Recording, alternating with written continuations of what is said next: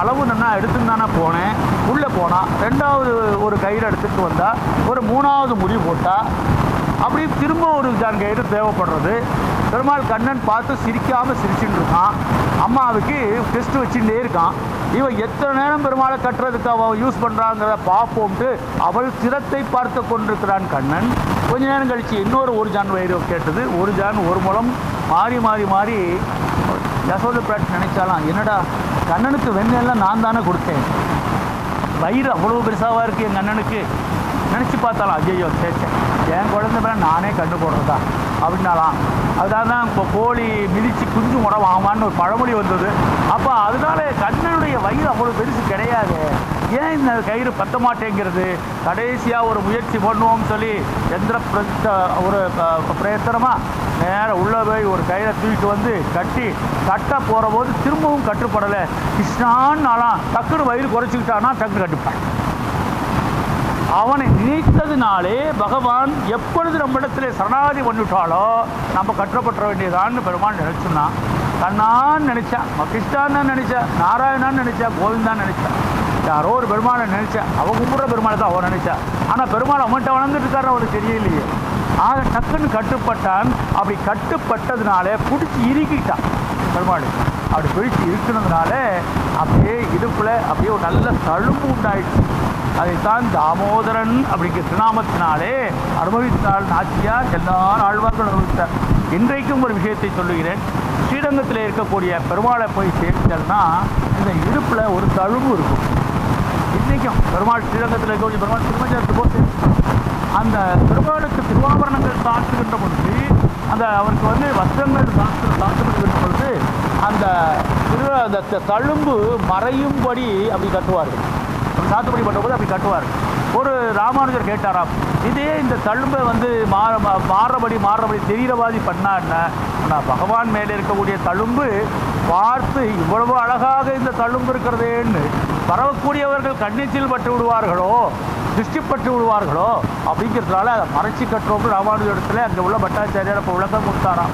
ஆக ராமானுஜருடைய இடுப்பில் ராமானுஜர் கண்டு தரிசனம் பண்ணும்படியா இன்றைக்கும் ஸ்ரீரங்கத்தில் இருக்கக்கூடிய பெருமான். நமக்கெல்லாம் பக்கத்தில் போய் தான் அது சேவிச்சா தான் நமக்கு அந்த பாக்கியம் கிடைக்கும். இல்லைனா ஆனாலும் ஸ்ரீரங்கத்தில் இருக்கக்கூடிய நம்பெருமாளுக்கு இன்றைக்கும் அந்த உதரத்தில் ஒரு தாம்பனுடைய அடையாளம் இருக்கிறது. அதை மறைச்சி பகவானுக்கு வஸ்திரம் சாத்துபடி பண்ணுவார்கள், திருவாபரணங்கள் சாத்துபடி பண்ணுவார்கள். கைசிக ஏகாதசிக்கு ஒன்று வைகுண்ட ஏகாதசிக்கு வரப்போகிறது. கார்த்திகை மாதம் வந்திருக்கக்கூடிய ஏகாதசி கைசிக ஏகாதசி. அன்றைக்கி கைசிக ஏகாதசியில் பகவானுக்கு ராத்திரி முழுக்க 365 புடவைகளை பகவானுக்கு சாற்றுபடி பண்ணி களைவார்கள். அப்படி ஒரு மிக விசேஷமான வைபவம். அப்படியே ஸ்ரீரங்கத்தில் ராத்திரி பகல்னு ஒரு க்ஷணம் இல்லாமல் அந்த நம்பெருமாளை பாடாப்படுத்துவார்கள். ஏன்னா அவனும் சரின்னு உகந்து ஏற்றுக்கொண்டு அவனு பகல் ஏது இரவு ஏது. ஆக நமக்குத்தானே அதெல்லாம். அவன் எல்லாத்தையும் உகப்பாக ஏற்றுக்கொண்டு திருவமுது பண்ணிக்கொண்டு ஏகாந்தமாக இருக்கான் பெருமாள். ஆக தாமோதரன் என்று சொல்லக்கூடிய அந்த விஷயத்தை தாமோதரா சதிரா அப்படின்னு ஆண்டாள் நாச்சியார் கூப்பிடுவான் இடத்துல.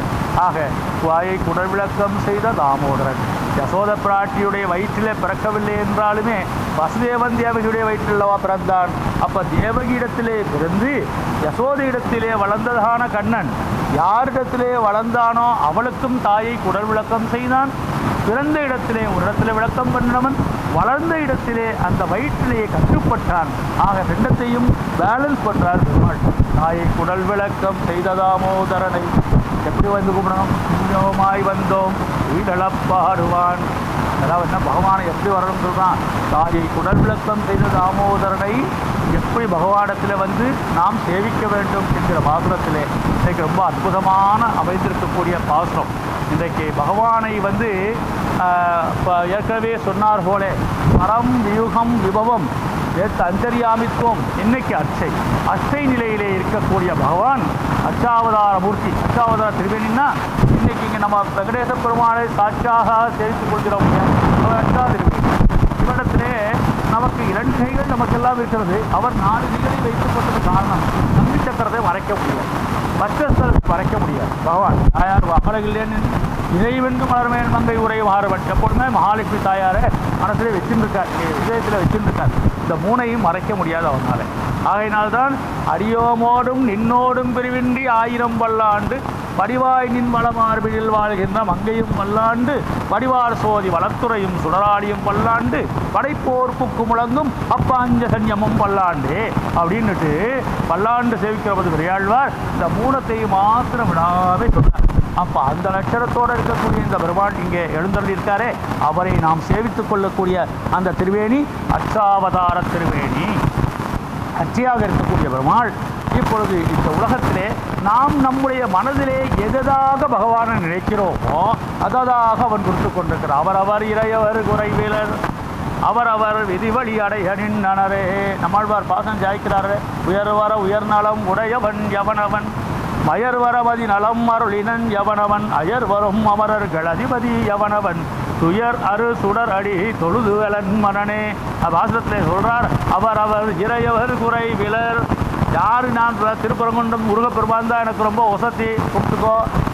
எனக்கு பிள்ளையார்பட்டி பிள்ளையார் தான் எனக்கு வசதி, அவர் தான் கும்பிடுவேன், நன்னா கும்பிட்டுக்கோ. இங்கே இருக்கக்கூடிய சமயபுரத்து மாரியம்மன் அவள் தான் எனக்கு வசதி, கும்பிட்டுக்கோ. யாருடைய இறைவனும் குறைவில்லை. ஆகாசத் பதிதம் தோயம் யதா கச்சதி சாகரம் சர்வதேவ நமஸ்காரம் கேசவம் பிரதிகச்சதி. அல்ல எல்லா பகவானையும் வேண்டிக்கோ. ஆகாசத் பதிதம் தோயம் யதா கச்சதி சாகரம். மழையை பெய்யக்கூடிய ஜலமெல்லாம் எங்கே போய் சேர்றது? சமுத்திரத்தில் போய் சேர்கின்றதை போல சர்வதேவ நமஸ்காரம். எந்த சுவாமியான கும்பிட்டுக்கோ. கேசவம் பிரதிகச்சதி அப்படின்ற ஆக நாராயணன் என்று சொல்லக்கூடிய ஒரு இடத்திலே உன் நமஸ்காரம் எல்லாம் அம்பாள் மூலமாகவும் முருகன் மூலமாகவும் கணபதி மூலமாகவும் ஆக புத்தர் ஜெயினர் யாரைனாலும் பரவாயில்லை, ஆக அத்தனை பேரும் அவரிடத்திலே கொண்டு போய் சேர்த்து விடுவார்கள். அவர் தான் ஹெட் மாஸ்டர், மற்றவெல்லாம் வாத்தியார்கள்.